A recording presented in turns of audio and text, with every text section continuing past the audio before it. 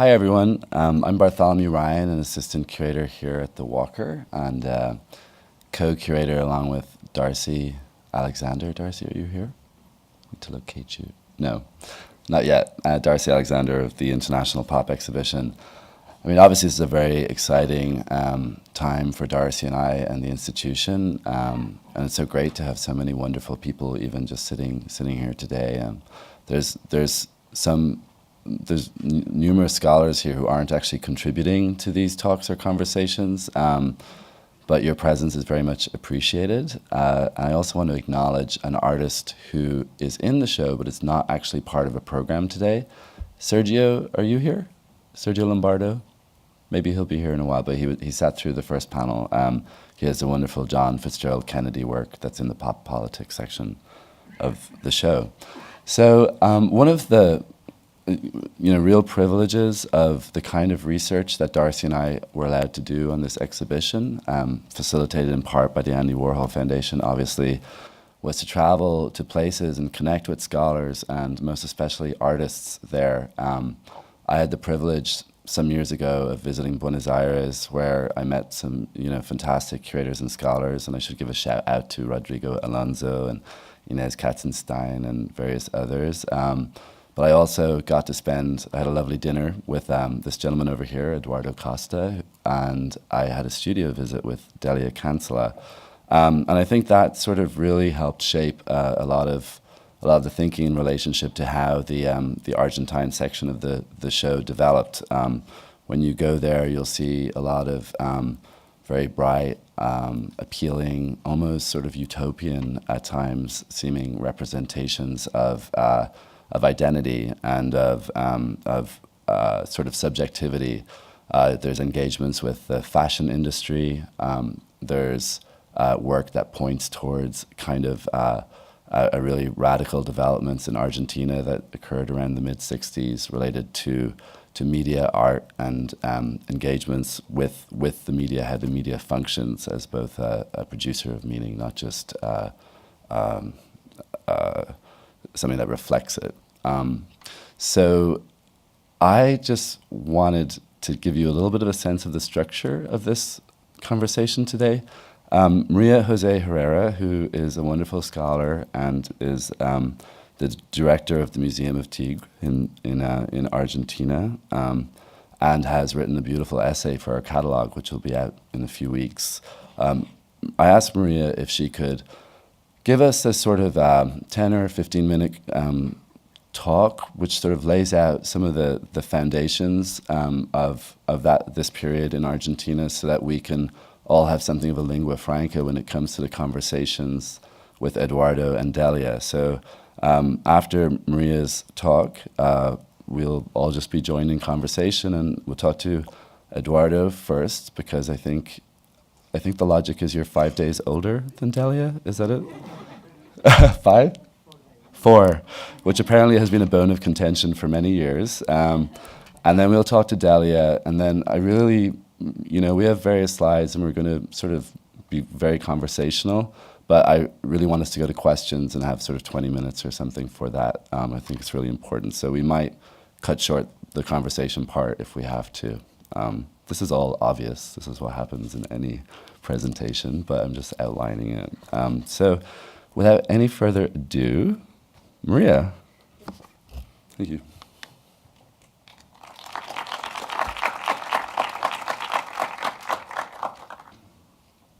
Hi, good afternoon. I'm really honored to be here in this exhibition, and I was part of this exhibition in a very special way, because I feel really that everybody appreciates my work, and I appreciate the work of the other colleagues. That is great. So, because my English is not that good, I will be reading, and please stop me if you can understand me. Okay. Let's see what is. So, and this is the cover of Primera Plana, a magazine in 1966. Primera Plana was a weekly publication, most sold by middle-class magazine, appeared the young, glamorous, and creative pop artist. They pop up to visibility. That was the idea. They suddenly appeared in a place where never been young art before. They seemed hedonistic, provocative, self-obsessed, and very comfortable in the world of mass media images. Their own bodies and fashion were part of a spectacle of youthful freedom. Fashion was fantasy and imaginative way to communicate and denounce the stereotypes of sexual identity, among other things. In the climate of the economic prosperity after World War II in Argentina, the desarrollismo, a political and economic project, helped to introduce a strong modernization. From the second half of the 50s, these policies resulted in the rise of a middle class, travel and superior communication, and an outstanding process of internationalization. The arts flourished and new institutions grew to accommodate the avant-garde art. In 1956, the Museum of Modern Art was created after the model of the MoMA, and new galleries bet on the experimental art of the youngsters. The young artists were in close contact with the emerging tendencies in European and American thought. The group was international in the language they used, though very local in their subjects and interests.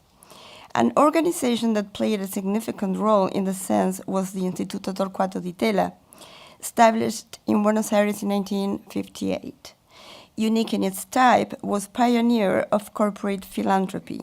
It was founded by the Siam di Tela family, appliance and automotive business, and by contributions from the Ford and Rockefeller foundations. Devoted to the arts and the science, its well-attended gallery in Florida Street contained audiovisual, musical, and visual labs.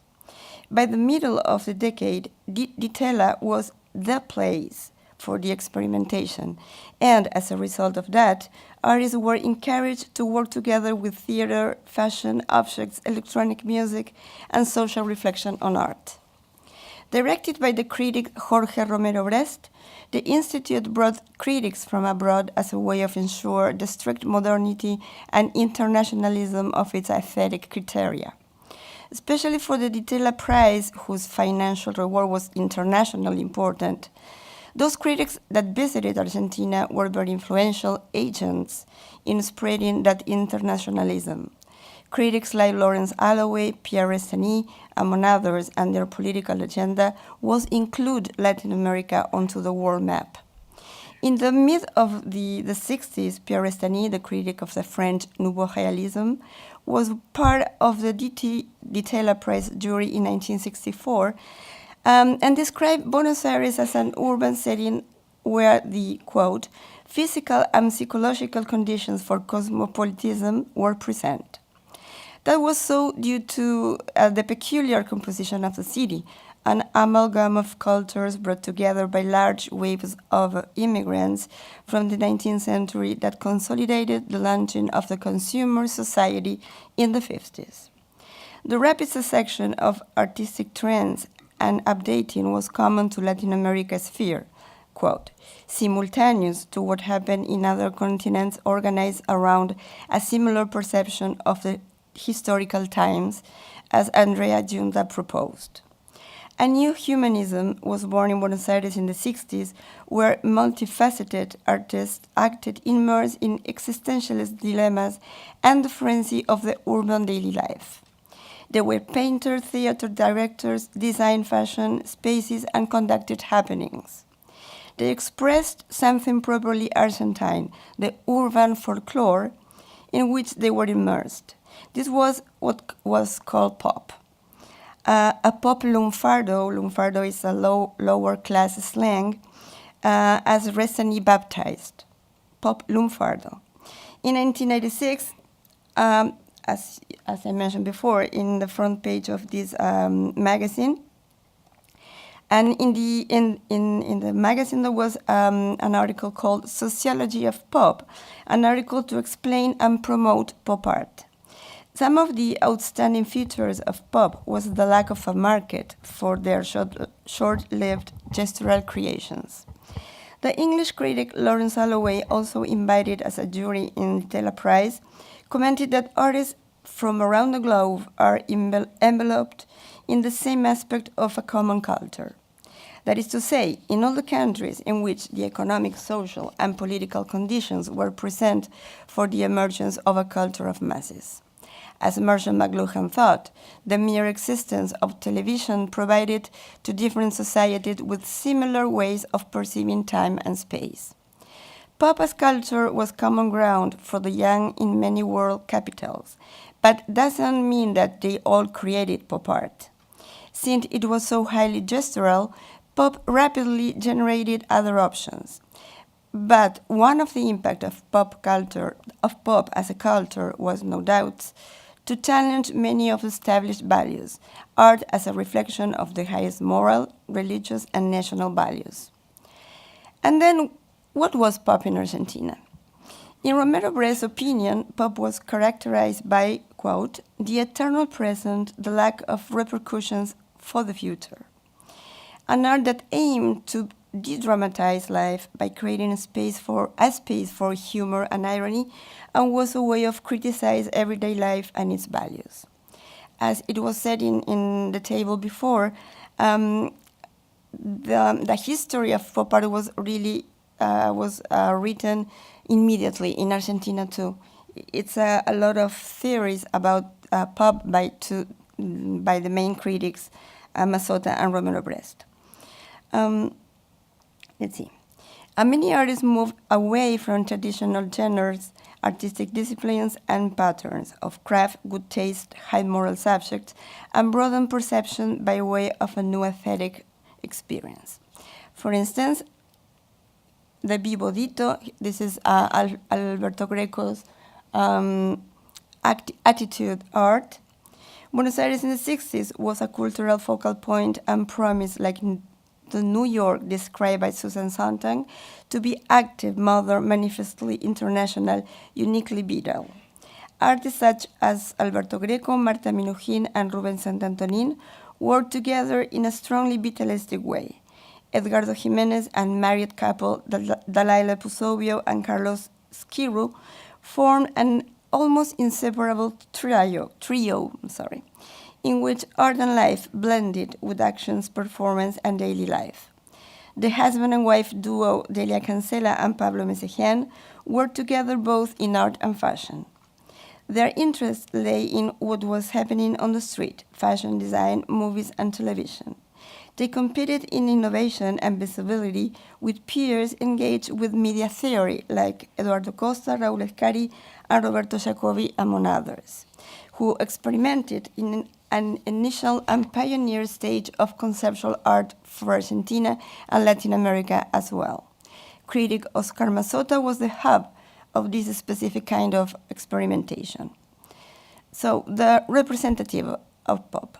The main theories on pop were Romero Brest and Oscar Mazzotta. In their text, it is possible to distinguish three stages of pop. This is the theory. The first came out of Rafael Schiro, founder of the Museum of Modern Art, and Ugo Parpagnoli's development of a group of exhibitions called The Art of Things, a kind of proto-pop in the early 60s related to French Nouveau Realism. This kind of objectualism mixed surreal and existentialist content, like in these pieces by Pusovio called Shells, Cáscaras. The second stage of pop was closely associated to American pop and happened with Di Tella as a hub. As Romero Brest said, the pop is, quote, a recovery of the painted or sculpted image with an explicit content, for which no interpretation is needed. It deals with a clear writing of the signifiers that approaches objects as realities without the traditional idealistic impulses. For instance, the style of the poster panel painting, a very popular craft integrated to pop, and of course, the image of the mass media products and its strategies. Pop implied a change of context for various everyday objects, both individual and collective. It blurred the boundaries between what was public and what was private, between high and low culture. In turn, Oscar Mazzotta states that pop is a semantic art, quote, can be defined as a result of the conversion of the image into sign or as an appropriation of the sign by the image. In this way, both authors pointed out the conceptual influence, the mediatory role that pop art has on reality. They agree in thinking that pop is an art that emerges using already preformed materials, those provided by the mass media. In Mazzotta's opinion, this mediation is through language, the intrinsic structure by means of which the message is transferred in each medium.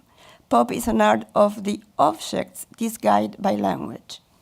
In his thinking, pop is not an art with social content. Rather, it exhibits the structure by which those contents are transmitted. In other words, pop shows the structure of media, and it already has a social nature.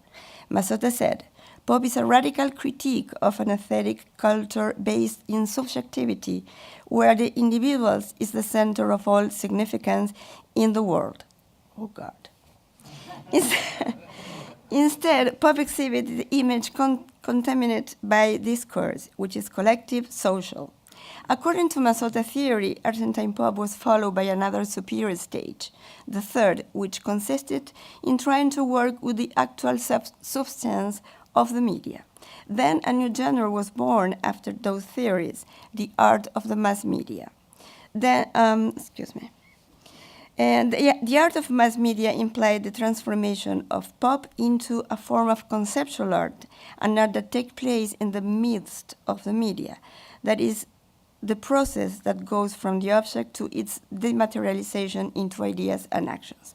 So I will just show some pictures. This is Mazzotta on the left and Romero Brest in the right. This is a Skiro work. He was working with this idea of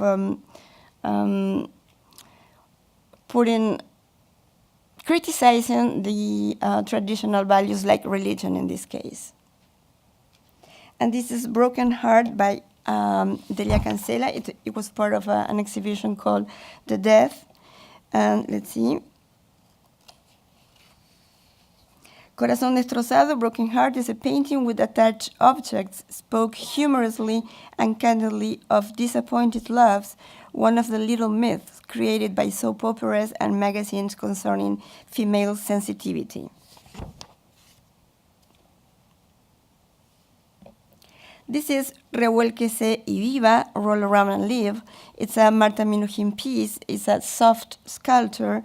The idea is rocking in these colorful strips of fabric structures brought to mind the experience of bouncing off a cotín, which is a bed in lunfardo, and in the era of the sexual revolution, inciting the audience to roll around and live was a provocative slogan. So 1966, the Tela Prize.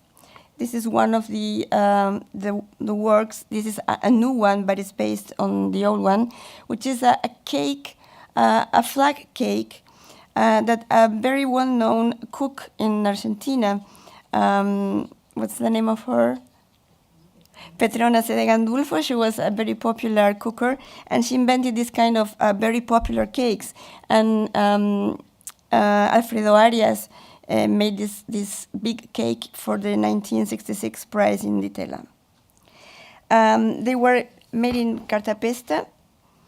And let's see, these are the pianos by Estopani. They were called kitsch, pop, and cam, the three categories of mass culture. Well, this is a photo of the people that in the theater, the part of a theater lab in the Tela. And this is one of the aspects of the work in the Telas Institute. Everybody was working at the same time in the same place. So this is Edgardo Jimenez scenography, and he was working also for movies, doing scenographies, and as a traditional painter. So I said pop is all over the place because visual artists were working in theater, and theater people was working with visual arts. And then the pop, the mass media experiments. Well, in this case, it's 1967 piece by Dahlia Kansas. It is in the exhibition. And she produced these shoes. And this is in the Ditela and also in the stores in Florida Street. They were in sale. So it was like an intervention to everyday life with a very specific artistic object. And this is the poster panel, 1965, why they are so cool. And it's funny because it's an intervention in everyday life, of course, and in the streets. And they were not well known. So it's like an appropriation of a movie star character by them. So in the same year, 1965, the micro events were kind of proto-happenings. They were 15 minutes small pieces that were guided by a soundtrack made after singles in TV singles and radio transmission. So here you can see this is a rooster from the broth, the Nord Suiza broth. And the other one is an astronaut, and after, behind the astronaut, there's a crush, the soda, orange soda. So, so the mass media were the subject and the object of this pop lunfardo. So,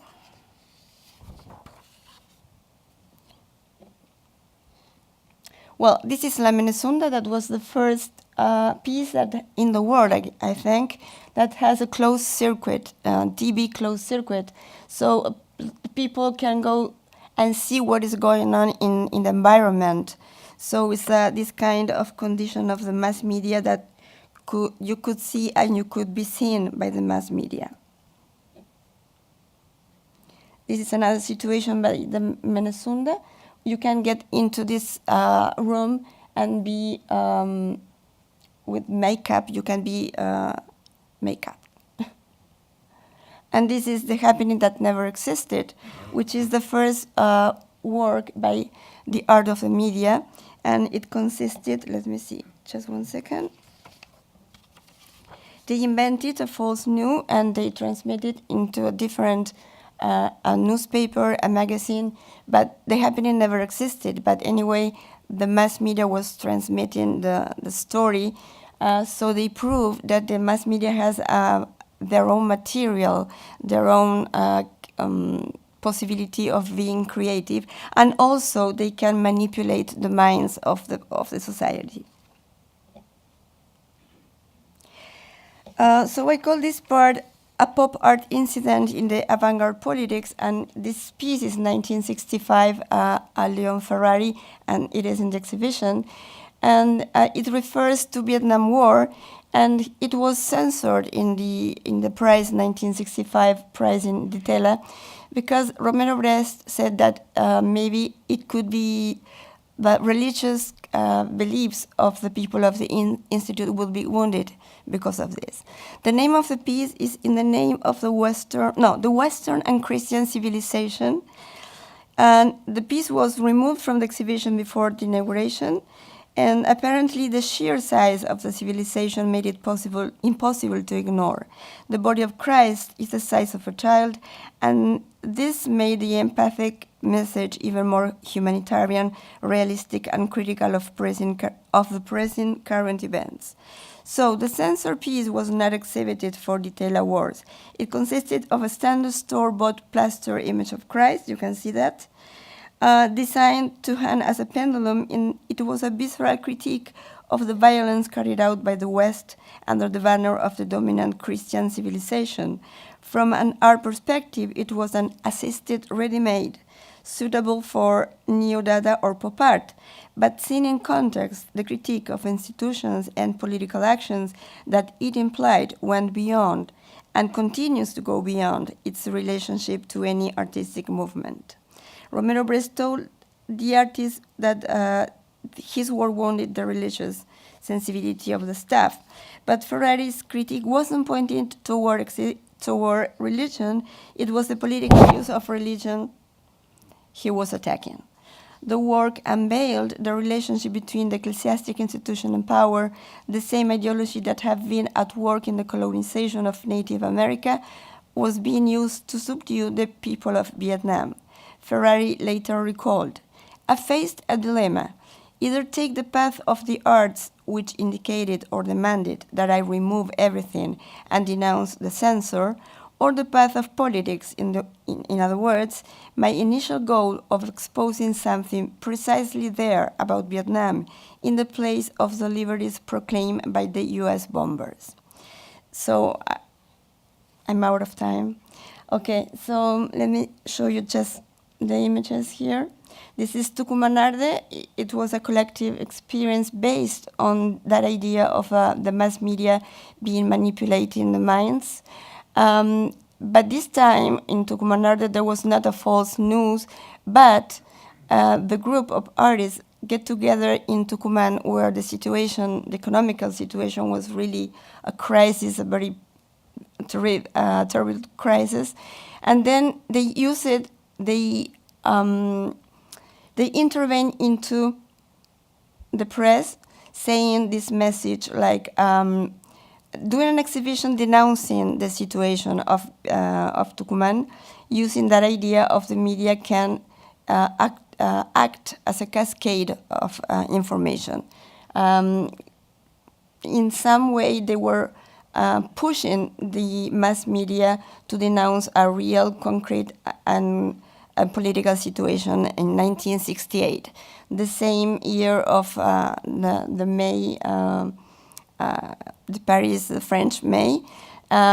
This happened in Argentina, was a political denounce against the system, and the change in the economy that brought some capitals from abroad instead of reinforcing the industry in Argentina.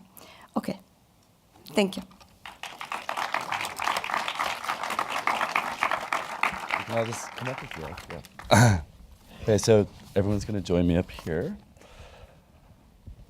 Thank you so much, Maria. Maria was also a member of our Scholars Forum, so has really been on board with this project for a long time. I also want to introduce Laura Espondaburu, who is our interpreter today. Just basically, we'll jump in if there's any need to. I've got to get the clipper. Sorry.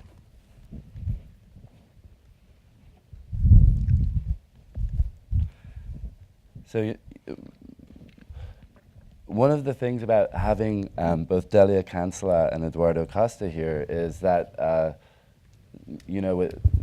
they both have very interesting intersections as artists. You can see in the show the sort of the way in which they each engage the fashion industry, for example, and Delia, as well as being an artist, has a highly regarded history as a fashion designer, along with her late partner Pablo Messijan. And Eduardo, Delia also sort of emerged at a moment that would be sort of pretty identifiable with the Poplin Fardo that Maria was referring to earlier, a kind of a group of artists such as Delilah Pizzovio, Charlie Scuru, and so on, who sort of were fairly happy to embrace a kind of a very deliberate pop dynamic, in a sense, whereas Eduardo would be more identified with a kind of perhaps a slightly different or even slightly later developing approach that sort of engages the media more sort of proactively. So that's a kind of a schematic way to talk about it. And we had a conversation yesterday, and all of my plans fell apart. So so basically, let's just start with you, Eduardo. You can see the images here in front, but hello. Yes, it's there. So, Eduardo, I'll just flip through the images. When you want me to move on to something else, let me know. But this is, I was hoping you could just open by talking about an art of the mass media, which was a manifesto authored by you, Roberto Jacobi, and Raul Ascari. Well, this was 1965 in Buenos Aires, Argentina. And we were a group of people. I was the oldest one, I was 25. And my friends were 4 years younger, the other two artists who collaborated with me in this work. And we had a mentor who was this guy, Oscar Mazota, who wasn't directly involved in the making of the art, but he was theoretically involved in some way. And he was the one who had really read McLuhan and who had a kind of extraordinary ability to teach that to us in a way, you know, to transmit certain notions that he thought were more interesting to us. Mm-hmm. One of our ideas, not with him, but coming in a way was stimulated or generated by him, was the idea that the media would transform reality in many ways, and I would say naturally and unavoidably transform them reality. I mean, offer to the wide audience a particular version of reality, and that was usually connected to the factors of power that would own the newspapers. So this was a way of introducing ideas and ideologies into the minds of the readers, who are not the interests of the readers are not the same interests of the owners of the papers or magazines. So that's the beginning of something that we decide to prove by giving the mass media a false report that the media were going to reproduce and transform and transmit. At that point, we thought of a relatively innocent subject, but anyway, a disturbing one, which was happenings, a newer form of art that many thought suspicious of too much change or something. So, what do you think of this? I think it's great. So, Yeah. do you want to tell us what we're looking at in this image? Because that was really... Yeah, this was, well, we had to show that we were, you know, young, active, full of life, and we loved dance and whatever. So we improvised like a certain an avant-garde dance in a private apartment, but we said it was part of a happening. That was one of the photographs. The other photographs are quite different, and they were photographed in other locations. But for the press, we told them that this whole thing happened in one place. Mm-hmm. So the press was immediately interested, and they gave us a lot of coverage. A week later, we told them that it was all a lie and it was an experiment to see how they would react. So there was particularly one person who reacted very well, one journalist who was became a friend, and he let us, I think it was like 3 months before, I mean after. In October. It was in October. We transmitted, we had a sociologist write on our experiment, and it was published in the same paper, and the audience of the paper was informed that this was not really a true happening, but something that we have made up to allow them to experiment how they could be, let's say, cheated by the mass media. So that was the work. And that's, you know, a really canonical text now, Eduardo. How does it feel to have been part of that? Well, this was, as somebody pointed out in the panel earlier today, a youth movement. You know, pop art was very much a young movement. As a matter of fact, when I was 25, I was already in New York, and I got to meet Warhol and all these people who were a bit older, but not really too much older. I mean, probably 8, 10 years older. And so it wasn't another generation. It was that, and they were the creators of pop. Right. We were, with this work, somehow beyond pop. I think it's probably a post-pop work. And that's something, you know, Maria, that probably really distinguishes the Argentine context is this, you know, even Mazzotta as a theorist, after pop, we dematerialize this really rapid progression, or maybe that's the wrong word, but movement towards a much more dematerialized sort of relationship to art. Yeah, in fact, Oscar Mazzotta wrote this idea of the dematerialization of the work of art at the same year than Lucy Lippard, the same year, 1967. Yeah, I think he was a bit earlier, because actually Lucy was in Buenos Aires in 1967, and she knew of this, you know, somehow. Or she didn't know, but she was there, and the ideas permeated the whole situation, so somehow she picked it up. And then she wrote her famous book. And once she said to me, I really didn't know that Mazzotta had written so explicitly about dematerialization, which is not a concept of Mazzotta. It actually comes from the Russians, from the, I think it's 19... you know, after the Russian Revolution, a few years later, that L. Lissitzky writes about what the new art was going to be like. And he said something like, the page of a magazine is going to become larger, like a poster, and that's going to be placed all over the city, and everybody will have access to that. Well, actually, that's a fairly good segue. So this is you in New York. This is me in New York in 1966. No, I'm sorry, 68. And then, can you say why you moved to New York?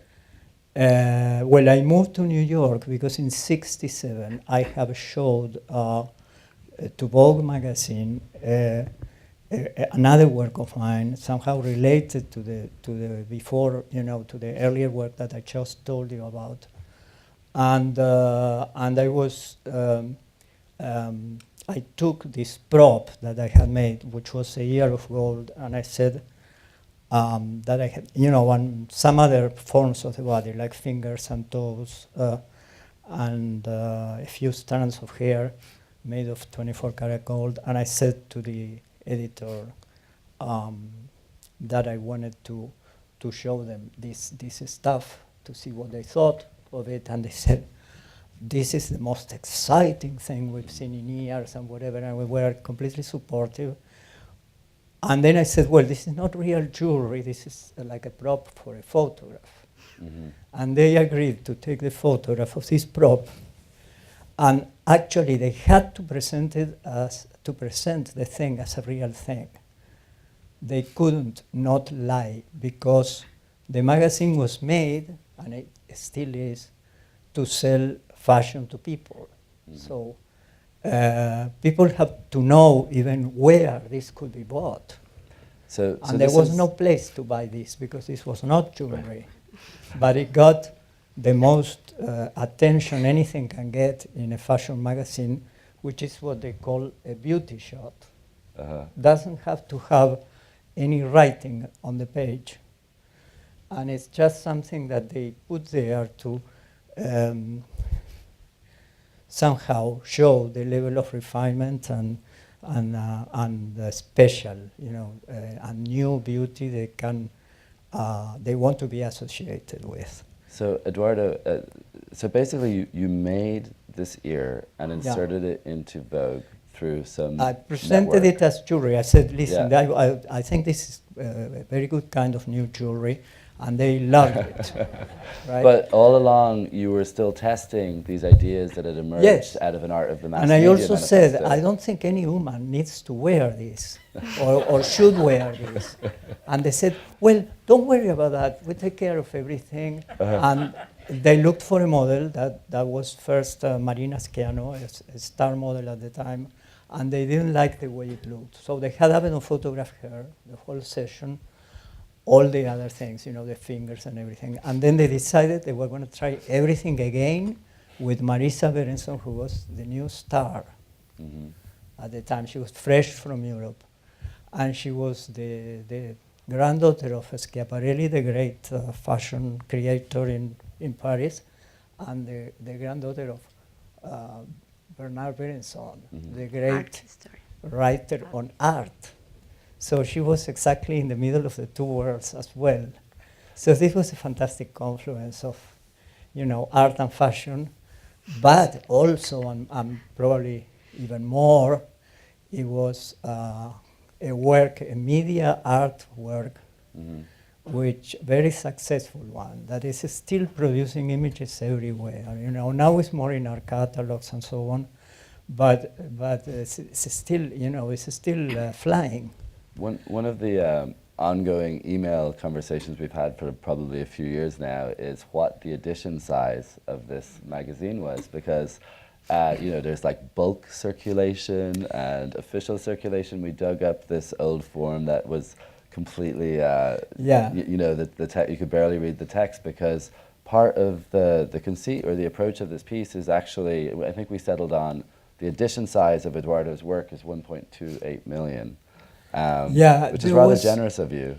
No, listen, it was like, in the beginning they told me they had 3.5 million copies, or at least that's what I understood. Then it turns out 3.5 million could be the readership, could have been the readership, because they estimate like 6 people per copy in a home where they receive the magazine and they have it for 1 year, or at least 15, for 1 month until the next issue comes in. Then they throw it out. They put in the garbage the previous issue, and they put the new issue on the coffee table. And it tends to be there for a month, and everybody in the family or friends, whoever comes in, can go through it. So there is an estimated reading of 6 people per magazine. Eduardo, is... And that makes it really massive. Yeah. Is if it, there are 1,200,000 copies, for instance. Right. And there's one of them here at the Walker. One of them is at the Walker now, one of the real original ones, with the prop next to it. Which I actually hand carried from Miami. I met Eduardo in South there was an Beach international intrigue involved, and we could. But Eduardo, so can you talk a little bit about your own relationship to the idea of pop? Then is this a work of pop? Or how is that related to it? Everybody sees this by now as a pop work.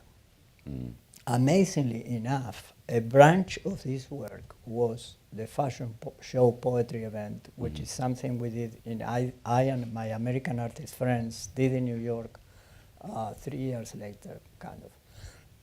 In '69, we engaged Warhol and Oldenburg and Rosenquist and Marjorie Strider, wonderful artist, pop artist who is now in the show, has a wonderful piece.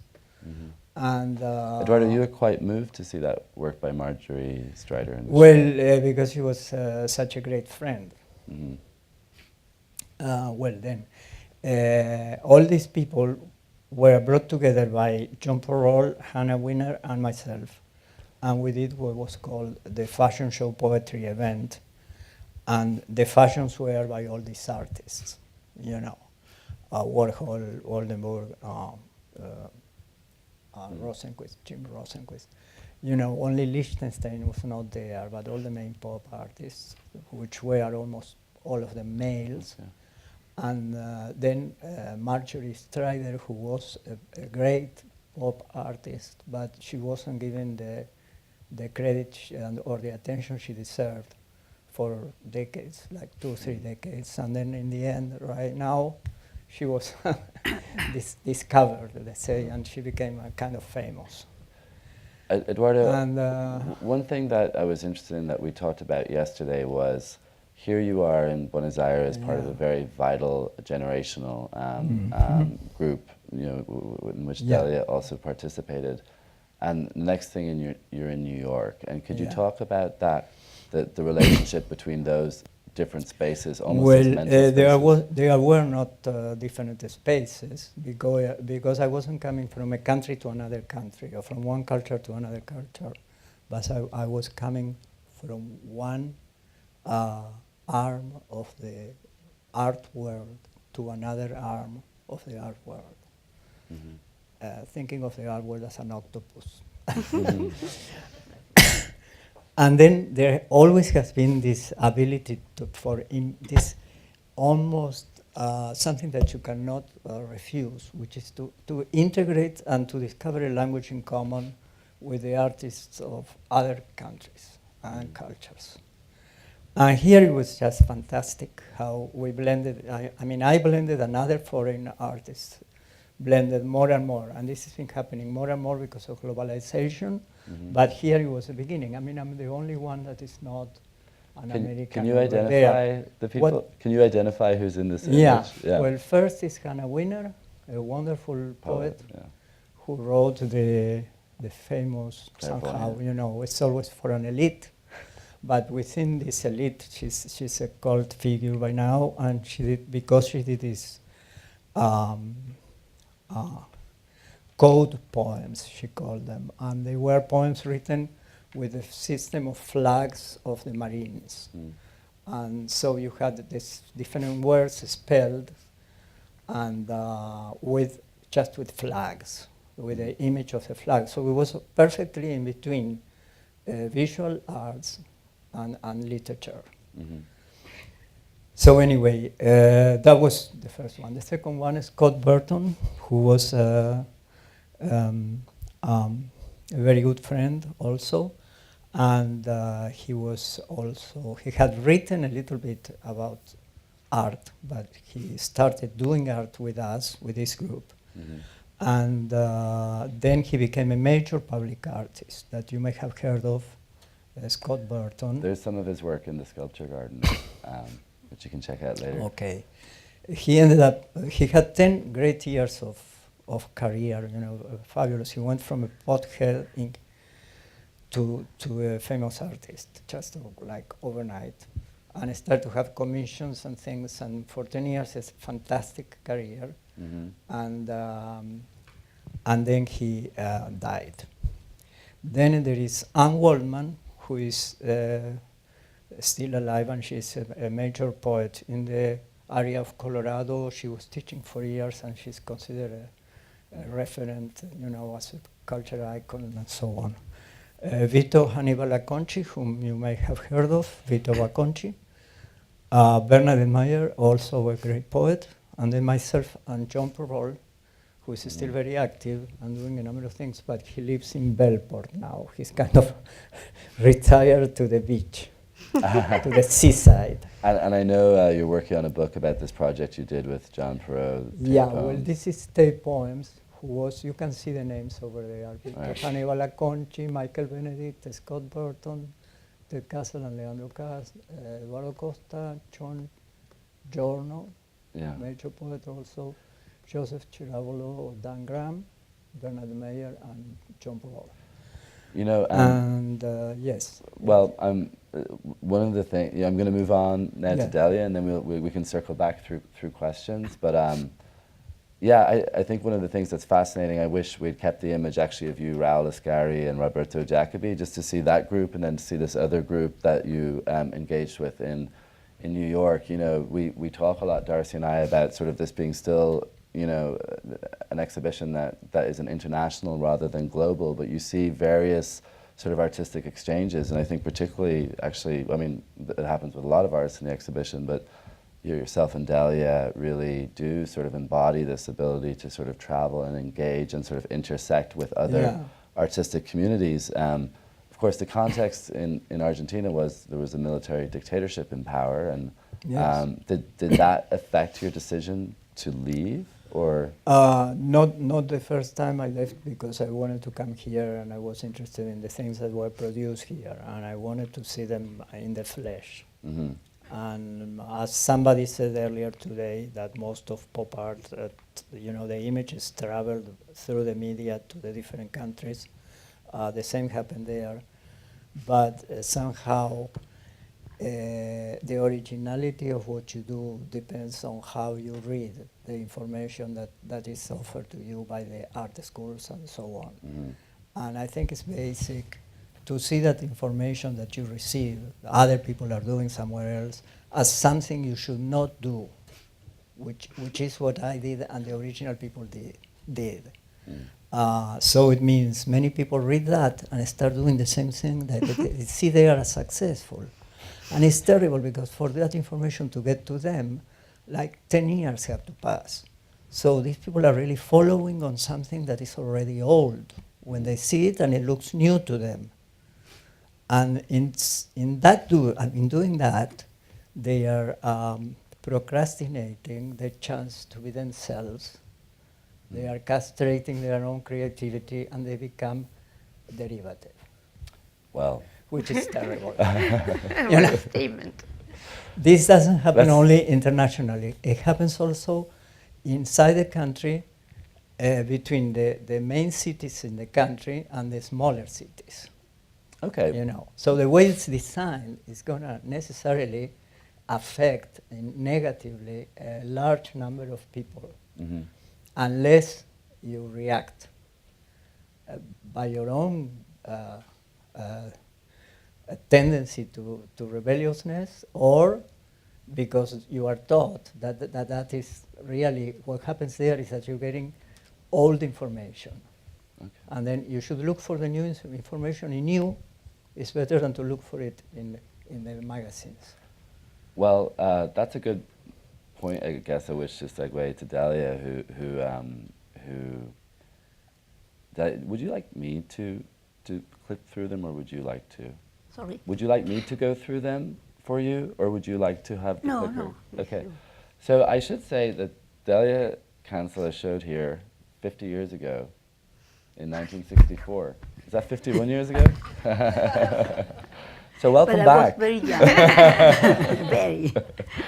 And Eduardo, you weren't in that show, unfortunately. You are of Argentina, but it was an incredible exhibition that was organized by a curator here, Jan van der Mark, under Martin Friedman, the director, and in dialogue with Jorge Romero Brest. So it was more of this example of the Ditela sort of internationalism and its kind of its sort of engagement with sort of other artistic agents and contexts. And the show actually, this is the catalog, it toured to 4 venues in the US, and I think it's sort of seen as a fairly significant exhibition within the Argentine context for the way it brought together a range of different artists, not all by any means identifiable or being identified with pop, but I think Delia, you were sort of certainly moving in that direction. But I know you wanted to talk a little bit about this work that's on display here. This was the work that was exhibited here at the Walker. Yes, there were 2, no? Yes, two paintings, Yeah. 2 collages. This is the one that's reproduced in the catalog, though. Yes, Yeah. this is this was done when I went out from art school. I think I was still in art school, and I went out and I meet all the people who were already in Argentina working. But my work was that I was preoccupied very much about the feminine condition in a country where machismo, the masculine force was very, very strong, where women, they don't have much possibilities. And then I start like this. First I had to, before I talk about that, I had to say, I had to fight with 2 things, my English and my memory. It's difficult for me. Well, we can help you with your English, but I'm not sure about the memory. Yeah. You are here to help me, but it's difficult. I was starting in that moment. I think I did it in '62. Mm-hmm. The work I was in '62, and you are from Argentina was in '64. Yeah, and this is dated 63 up there. Yeah. 63. Yeah. Well, you see. Temptations. ¿eh? Las tentaciones del Señor. Las tentaciones was called the temptation of Mr. X. Well, as you can see, there are rubbers, feminine and masculine clothes. I start already to work without being conscious, maybe, I think. Start already to work with fashion, with clothes, and with the feminine image. Then after this, I don't know what.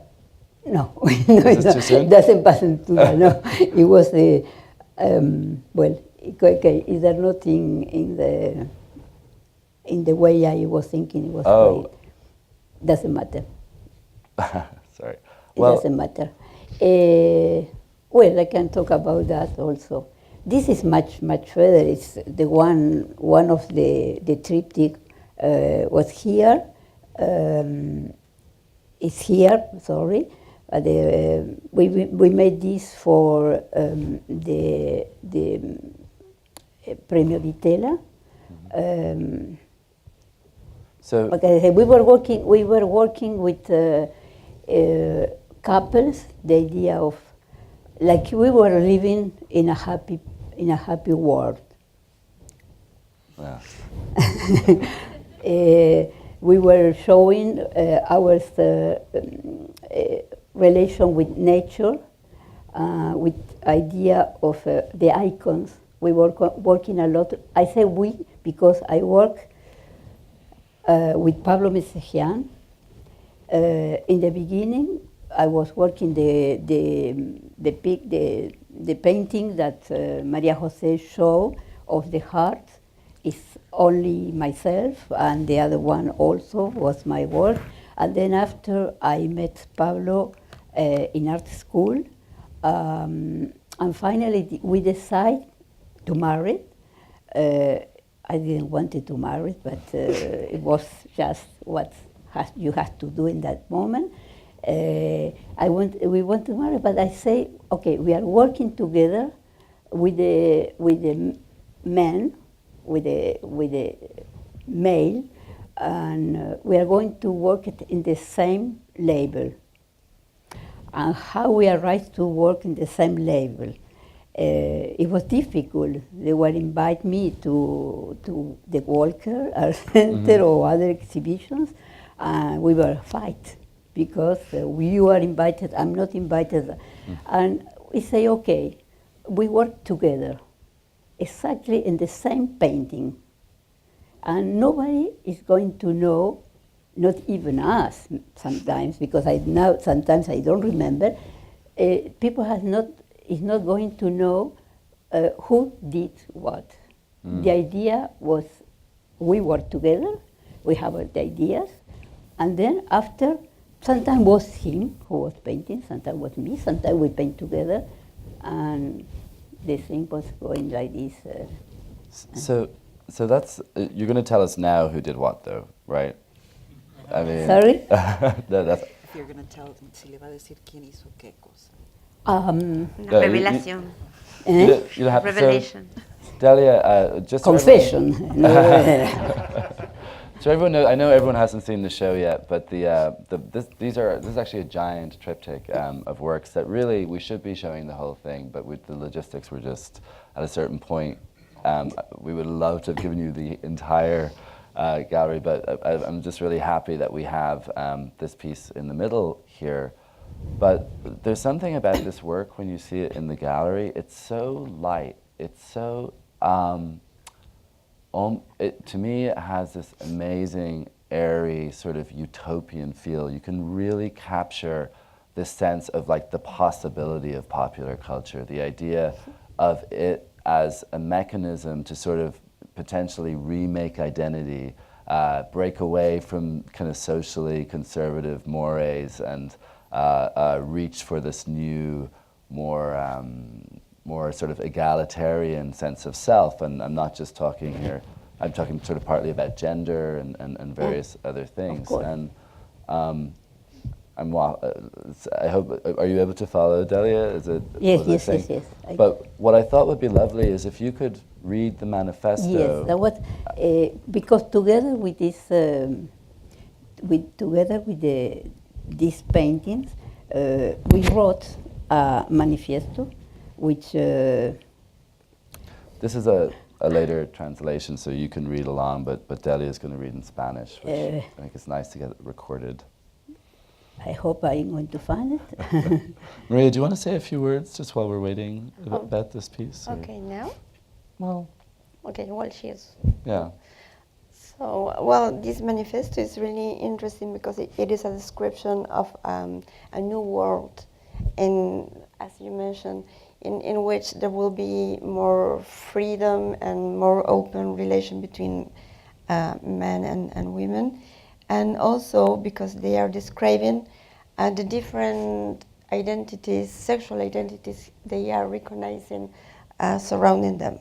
Because the last line, that it is originally in English, it said that they like girls, boys, boys, and boys. Mm-hmm. So different combinations between feminine and masculine. So they were talking about homosexuality, of course, but this is not a manifesto about gender. You are seeing the manifesto in English. I'm going to read to you in Spanish. I was the original.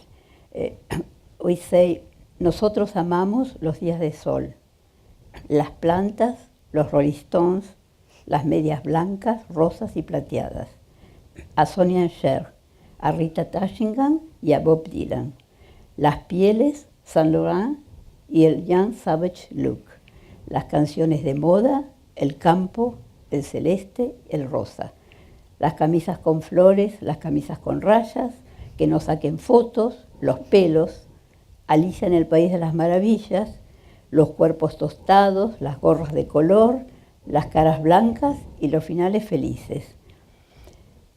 El mar, bailar, las revistas, el cine, la Sibelina, Ringo y Antoine, las nubes, el negro, las ropas brillantes, las baby girls, las girl girls, las boy girls, los girl boys y los boy boys. You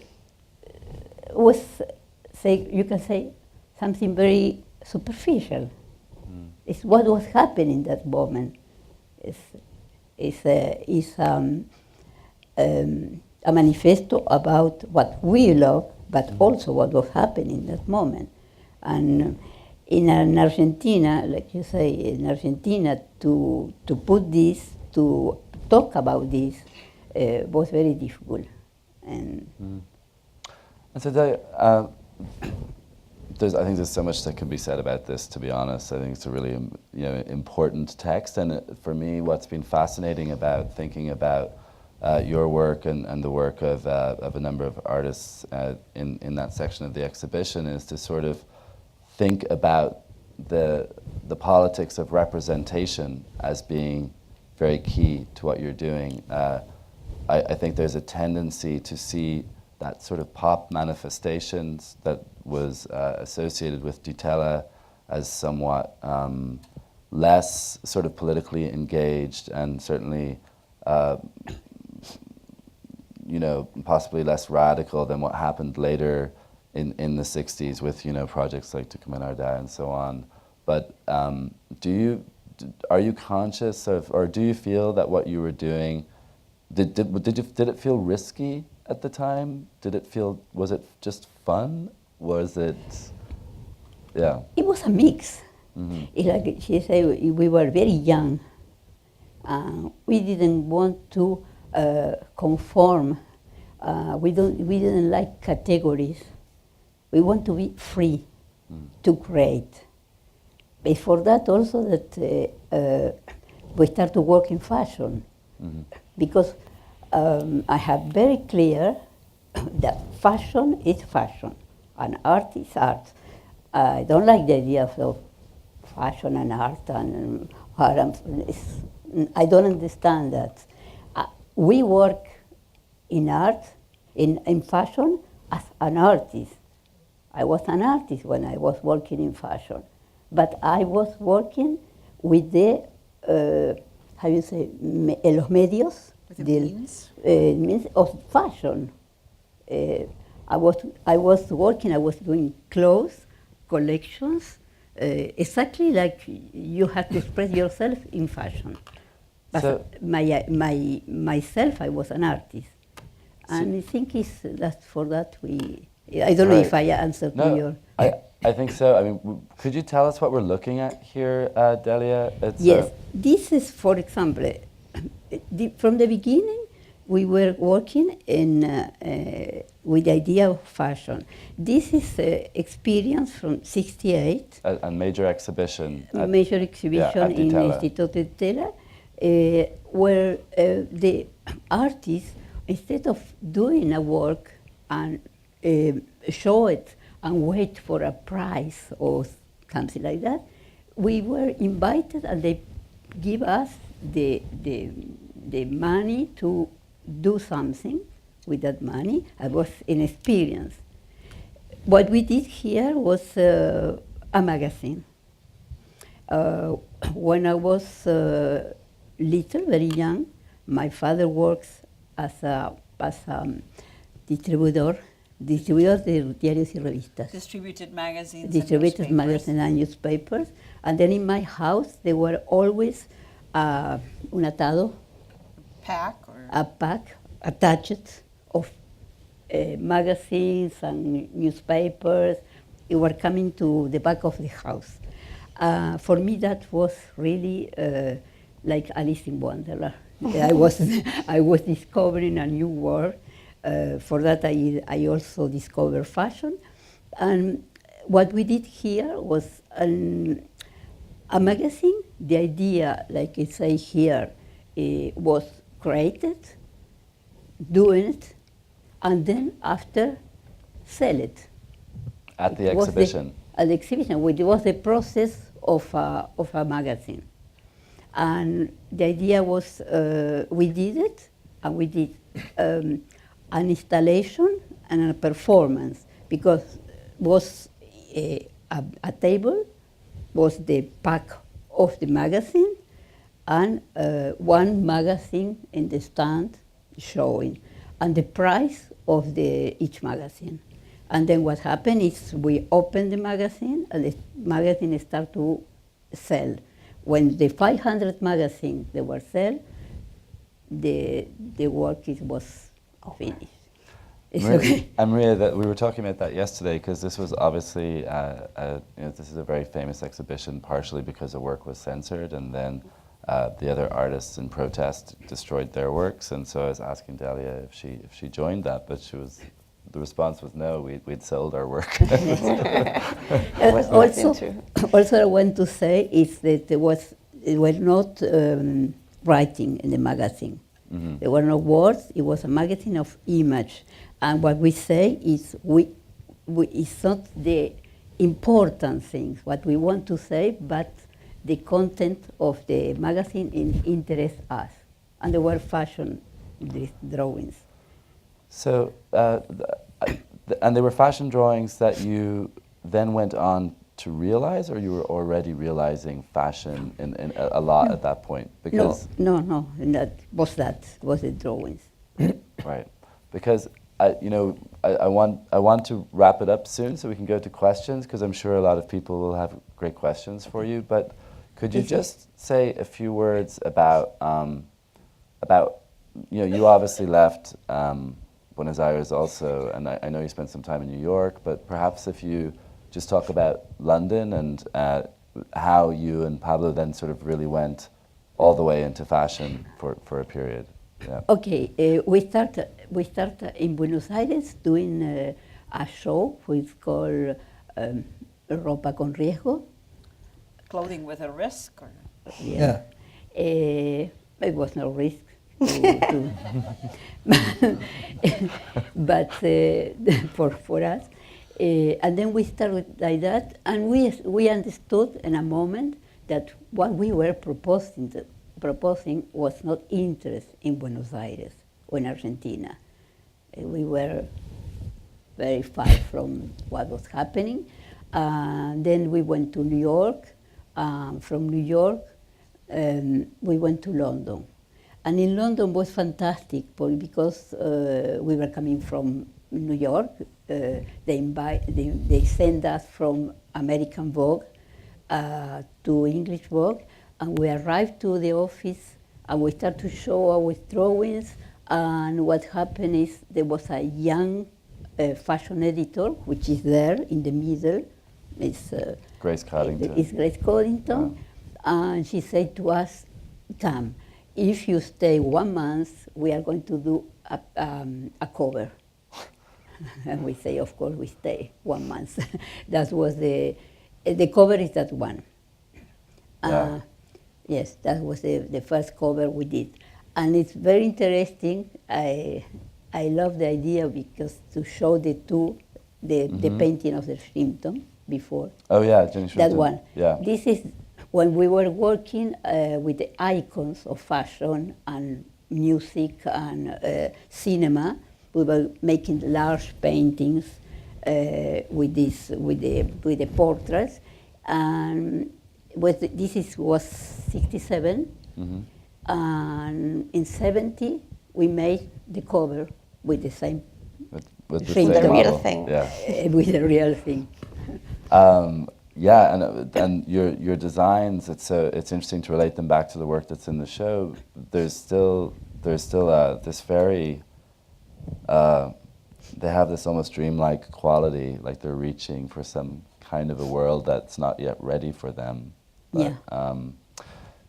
Okay, so that's great. And there's so much more we could talk about, but I really want to put it out to questions for Delia and for Eduardo. But how long do we have, Misa? Would you say?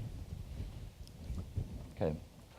So, is there anyone who has any questions or comments? No question. Hi. Yes. And oh yeah, we should wait for the microphones, of course.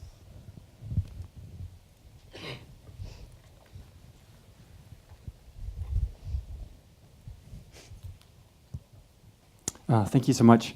Kind of a revelation here about the dematerialization, for me, about the dematerialization aspect of what was going on in Buenos Aires so early on. It's interesting, and this is my perspective, I don't know how it is echoed by other people, but Argentina has always been kind of a land of mystery here, I guess partly because of the politics being repressive of news getting out, that I was not aware of sort of this. Could you speak, I guess, kind of the climate that would have produced this sort of avant-garde, very avant-garde conceptual situation that early on, and then what happened to it subsequently? Was this just a flare-up that happened, or did it develop into something that perhaps we haven't seen over here? Is a question for anyone in particular or anybody? Yeah. Okay, so You want to take it, Eduardo? It's for me. Well, you can have it if you like. Well, about the dematerialization first. The thing is that It's okay. this mentor of ours discovered the notion of dematerialization, which was an early 60s concept first. And somehow we thought that when we were doing, instead of an artwork, we were putting together a few photographs and showing it to the press. Basically, it was a press kit, our work, and we were giving it to the press to do something with it, and the press would produce something. There was very little materiality there. You know, just a few photographs, whatever. So we, in a way, we started to see the dematerialization of the art object, which conceptualism here with people like Sol LeWitt and so on started to see also in their work. Mm. But the concept with that name was not going around yet. But they would do things like write in a piece of paper, draw on the wall 7-inch lines with such an inclination and such distance from each other, and that was a work. And they would sell it as a work, and it was really a few lines on a piece of paper, but the person who bought that piece of paper could build that in their wall at home if they wanted. Mm. And so they would have a mural painting. So what I think, of course, after the years passed about this is that really there was no dematerialization. Okay, try to get that because it's important. But there was a displacement of the materiality. The materiality was not anymore like in a room and you could show it to people, but it was going around in magazines or images that were dissolving into culture and being remembered by the audience in somehow being remembered or being forgotten, whatever. But at one point there was a huge audience who received that message. And then they deleted it or they kept it, you know, through the years or whatever, through the months, through the days. Well, now all that paper that was printed was the materiality of the work. It was a lot of paper, you know, that we were generating. Yeah. And so that's what I think also happened with conceptualism, because if somebody did actually the piece that was prescribed in this little piece of paper, which I know a pair of cases where it was done, this materiality that was generated before the work was done, you know, sometimes years later, was another thing, was something that had to be given probably a special name, and something like deferred materiality works with a with a postponed materiality something. Post dematerialization. And it was another genre somehow. Right. Well, actually, I might just ask Delia as well to echo Nick's question. What was it about that moment for you? Because there was a lot of vitality and there was some really tremendously talented people. What do you think created that moment in which you emerged as an artist? Like, do you have a sense of what? In the 60s? Yeah. The 60s. Itself.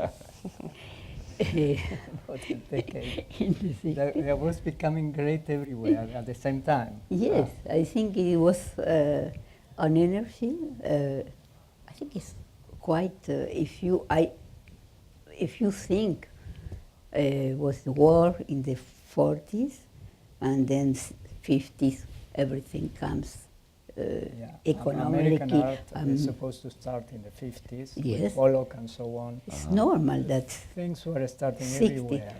Did you two know each other back in the day? We were not. We so were close. almost we together. were aware of each other, but what happened is we left Buenos Aires at about the same time, and we returned at about the same time, 30 years or 25 years later. And It's when true. we returned, we became more friendly. She was in Paris, I was in New York, so we were not terribly in touch, but we visited a couple of times, and then we became friends. And so now you're both back in Argentina? Yeah. And how is that? For me, it's great. Really, I don't know. For me, it's great. I'm not back, because I think when you live 30 years in other places, once you leave one place, you never back nowhere. For me, Yeah, it's so not you back. see, it's very personal. I mean, yes, it's very personal. it's not like I felt that I was very much in New York all those years as I was there. You know, I had all my friends, all my relationships, everything. for 8 years, I didn't go back to Buenos Aires. But then at one point, I wanted to go back. And I'd rather be there right now, no matter what happens, because it's not a matter of what government you get or anything. Being in a place has another depth. Okay. I'm very happy. I'm very happy in Buenos Aires, in my surrounded with my house, my workplace, my studio. cats, my friends, and everything. But I have a life also somewhere else in France. I love to be in France. And right now, we both love to be here. So Yeah, exactly, exactly. that means something also. I think is there anyone? Yes, sir. Should we just wait for the microphone if that's okay? Just because there's people all over the world live casting this as we speak, but don't be nervous about that. I'll try not to. Just following up on the previous question, and this is for everybody, do you see, again, the situation in Argentina is quite complex, and the question I have is, do you see any kind of confluence between work that was being produced at the time and work that's perhaps being produced now? I think there's possibility of allegiances in the political situation and art right now that perhaps at the time were not present. And I don't know, it's not a specific question, but general for everybody. Argentina is always complex.